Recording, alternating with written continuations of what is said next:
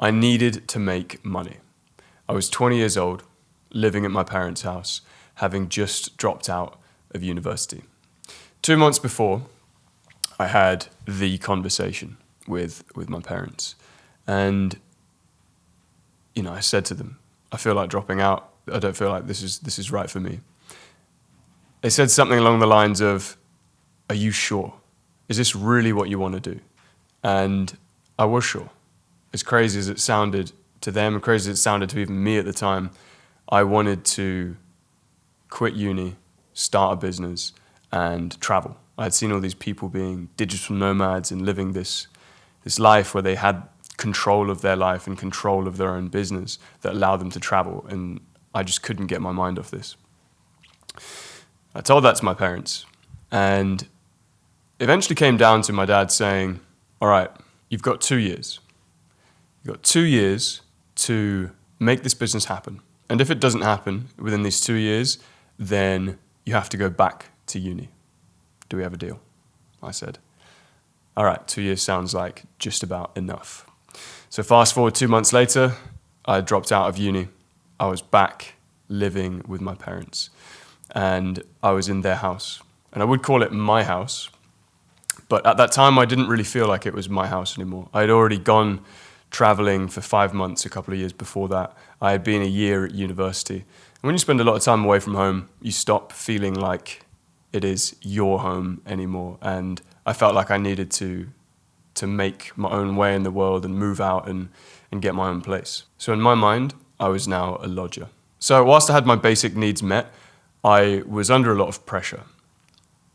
I'd said to them, I'd give this 2 years, and if it didn't work, I'd go back to uni. But in my mind, I was not going back to uni. That was not even an option. So I had this mirage of temporary safety and comfort, but I knew that if I didn't make money soon to support myself, I would have to move out. So if you're familiar with Maslow's hierarchy of needs, at this point, I was essentially sprinting away from the bottom, away from the needs, the physiological needs of safety, and I was running up, trying to get away from that and trying to basically have freedom and independence and be able to support myself. So with that in mind, I got to work. Now, the business that I had in mind was a videography business. I already had some videography skills at the time, and I wanted to create a business, create an agency that I could run, make videos for clients, and also make animated videos that I could create through a remote team. So my plan was getting started, making the videos myself, and then eventually outsourcing that and using that to be able to travel somehow. So I threw together a list of businesses in the local area and started cold calling them.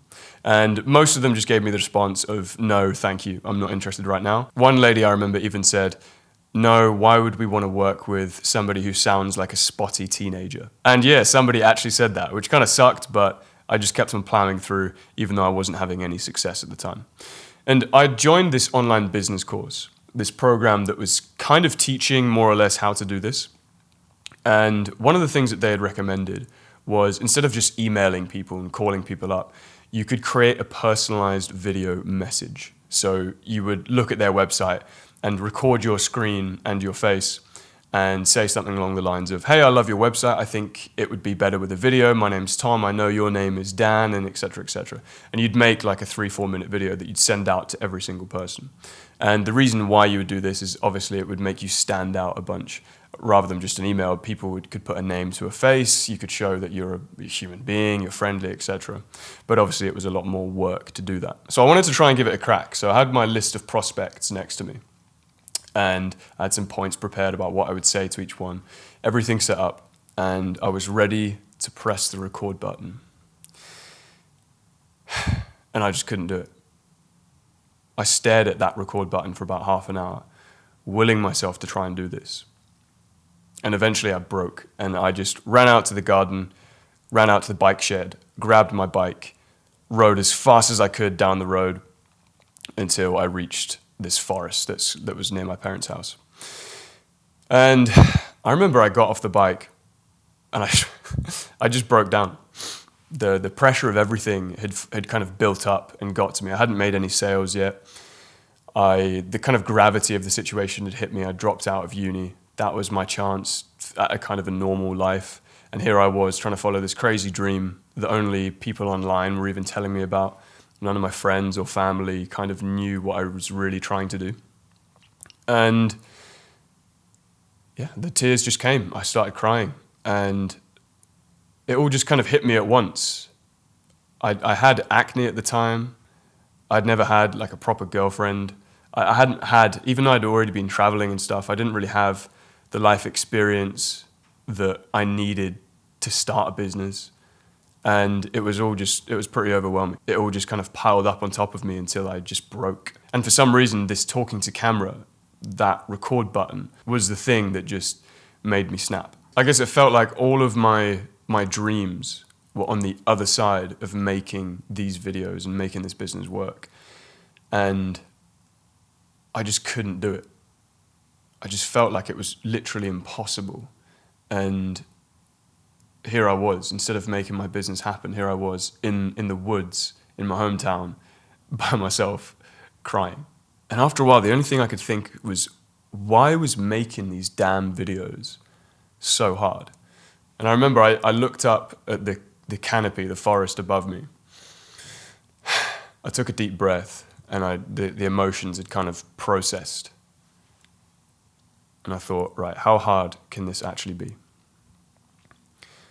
So I grabbed my bike, cycled home, and trying to kind of not even give myself a chance to even start thinking about it anymore, ran upstairs, took a breath, and just pressed record. Hey Dave, how's it going? This is Thomas, and I just wanted to say blah, blah, blah, blah, blah, blah. I pressed stop after 3 minutes and like finishing it out with, if you want to contact me, here's my email, reply to this email, goodbye. And man, this feeling just came over me, like I did it. I knew it probably wasn't very good. At the time I was talking I was trying to kind of put on this really low voice to try and make myself sound more mature, which probably made me sound really stupid. But I did it. It was this elated feeling of like, I can do this. And I remember that hour I did like 3, 4, 5 more. And the first day I think I did 5 and just sent them off. And I knew that if I could just repeat this process, I could make this business work. Now, kind of weirdly, around the same time, somebody in the business course had posted on the forum that he was doing a talking to camera kind of challenge. He had like set himself this challenge where he was talking to camera every day, and he wasn't even sharing the videos with anyone. And he had kind of reported back saying this was really helping him, and it was making him grow as a person, become a better communicator. It had made him feel like he was becoming himself and way more authentic, just by making these videos and then reflecting and watching them and then making another one. And I was like, that's it.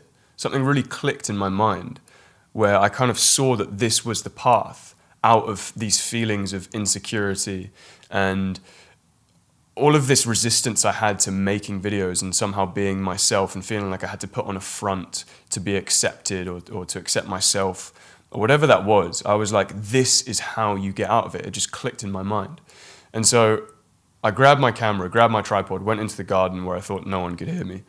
And I started just talking to the camera.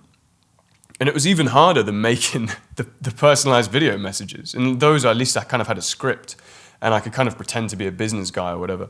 But in this, I was like, the objective was it's like a video diary. It was just talk about your day, knowing that you're not even going to share this with anyone. And yeah, it's safe to say I was pretty awkward. Fuck it.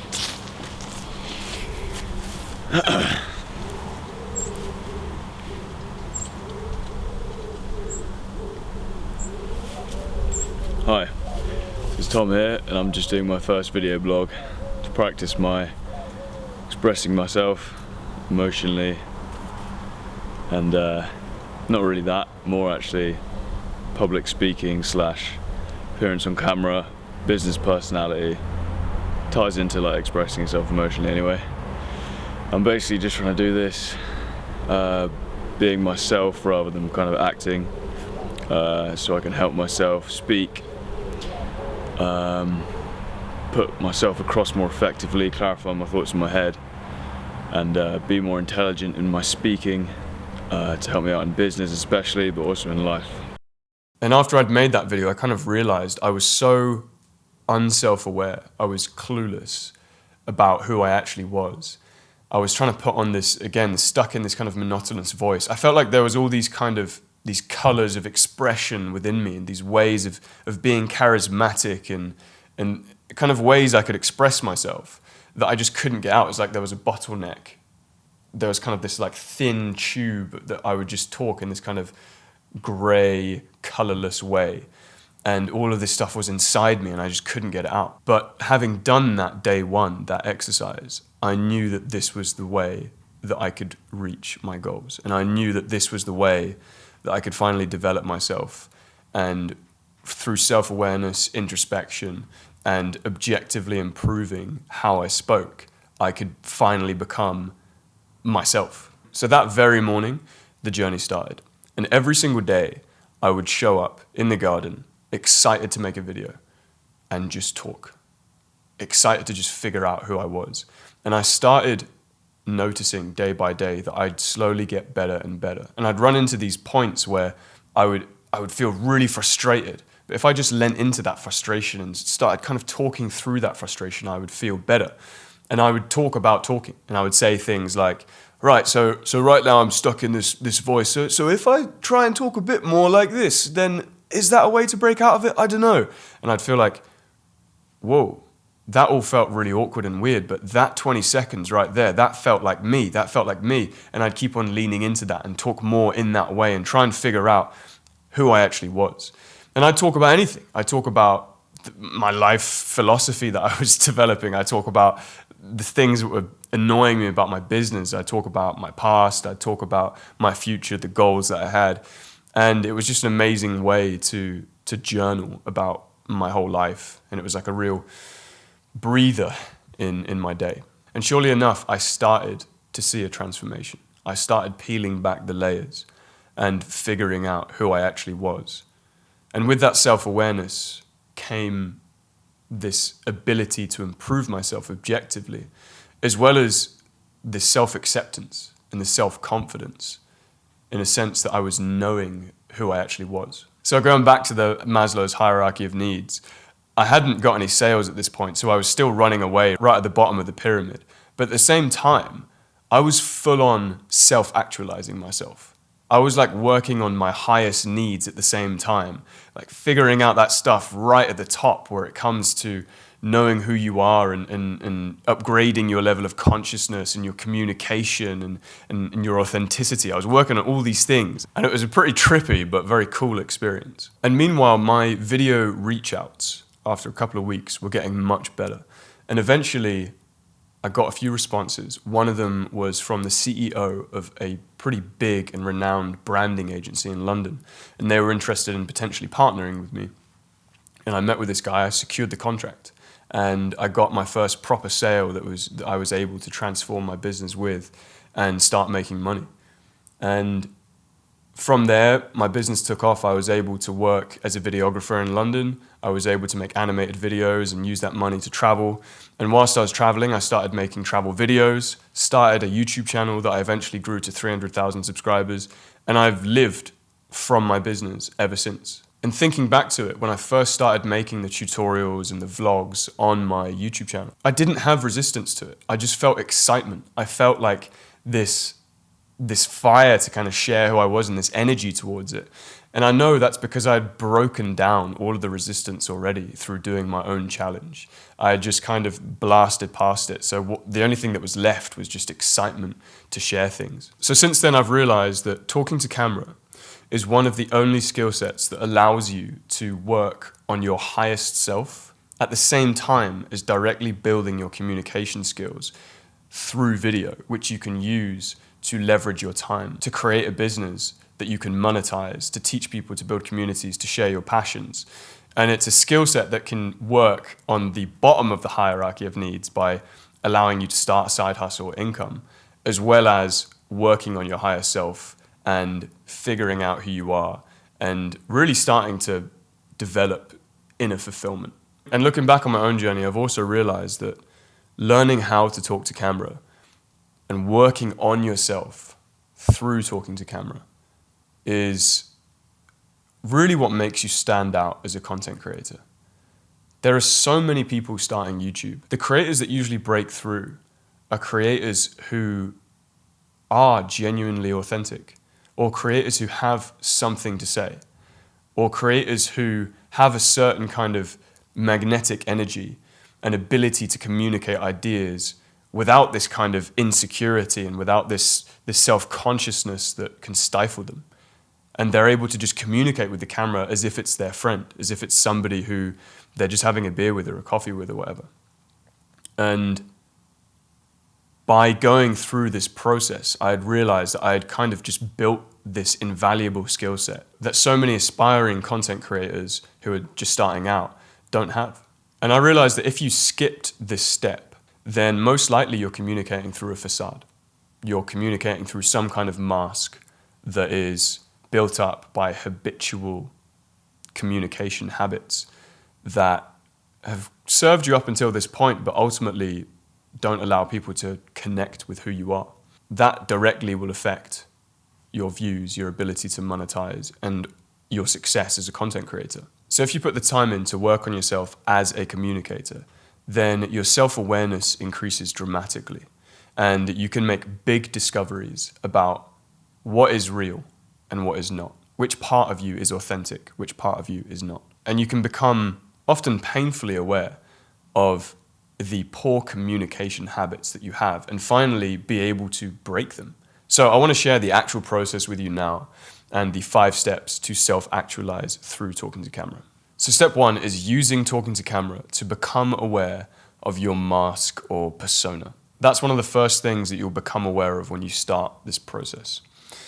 There are certain filler words that you'll say that aren't really you. There are certain habits that you might have, maybe a fake laugh, maybe a certain intonation, that just don't actually communicate your energy in the moment, that don't actually communicate how you feel and don't help with what you want to say. They just kind of put you in a box of mask-like communication without actually tapping into who you are and how you're feeling in the moment. And when you watch your videos back, this is what you will find cringy. You'll look at those things and think, right, that is awkward because it's not real. And this is the start of this beautiful process. You start watching your videos back and realizing what is the authentic you and what is not.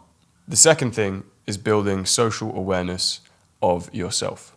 Have you ever been curious about what you actually look like when you socialize? Have you ever thought, right, I'm in a social situation. Obviously, I've got my own perspective and I'm looking at everyone else and seeing everyone else, but I'm not seeing myself. And I have actually no idea how I communicate with people. Talking to camera is one of the ways that you can actually get pretty close to seeing what this is like. So if you view your videos and how you talk to camera as a kind of reflection of who you are socially, it can be really enlightening. And you can kind of realize when you watch your videos back, right, do I have a good energy? Do I have a boring energy, or maybe a very serious energy? Maybe a really light-hearted energy that actually never kind of taps into who I am? Am I a kind of relaxed and flowy person? Am I anxious, stiff, and uptight? Or maybe you realize that you lack a certain connection with your heart and your emotions when you talk, and instead you're purely talking through your head and with logic and not actually connected to any kind of emotion. Number 3 is self-acceptance versus self-improvement. When making videos, looking at yourself and reflecting back on your videos can be tough sometimes, because it's often the first time that you really are able to just see yourself in the light of day. And this can be your physical appearance, it can be how you talk, it can be how integrated with yourself you actually are, or how much dissonance there is with you. So then comes the question, right, I need to change all these things, right? I need to improve myself. Or is it like, oh, actually, I need to accept all of these things about myself. I need to practice what some would call self-love. Okay, so what do I actually do? Well, the answer here is both. You need to work on accepting the things about yourself that you cannot change, and objectively improving the things about yourself that you can change. Another form of self-acceptance that's worth mentioning here is accepting where you are at in your journey. So accepting that this is day 1, or this is only day 7, or this is only day 10. And I'm accepting of the fact that I am a beginner. And that can really help you, especially in the beginning stages, to not be hard on yourself. And by accepting yourself, you can actually relax, loosen up, and be more yourself at the beginning. Number 4 is knowing that dropping the persona, dropping the mask, takes vulnerability. So people wear masks to be often less vulnerable, to not actually reveal their true self. It could be, for example, laughing at your own jokes before there is any silence. Or it could be expressing yourself very robotically to avoid your true self actually being criticized. So to express things with your heart takes quite a lot of vulnerability, and that vulnerability takes courage. And another little side note here is that vulnerability doesn't necessarily mean that you have to even change what you say and you have to cover like a really sensitive topic and open up. Vulnerability can actually be the way that you say something. You can say the same thing in a way that's very not vulnerable at all and quite closed, and in a very heartfelt and courageous way. And finally, number 5 is strengthening your true self. So there are going to be moments on this journey where you find a little piece of you and you find something that you feel like, all right, this is me.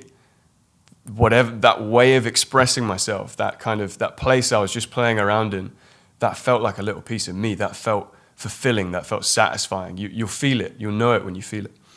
And you need to keep trying to drop back into that place. So show up the next day, try and figure out how you got there.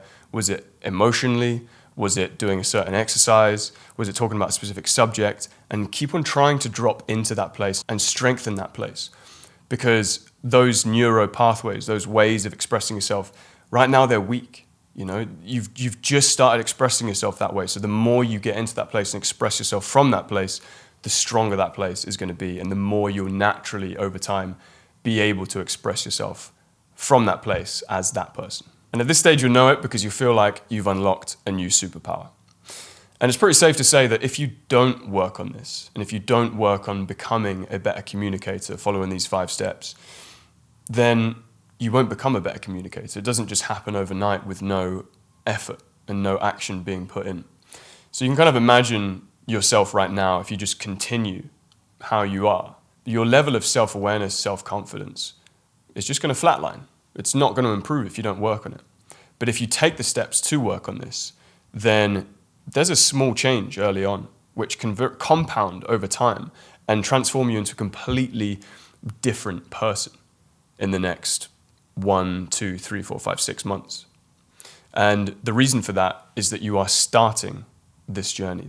That journey of 1,000 miles starts with a single step.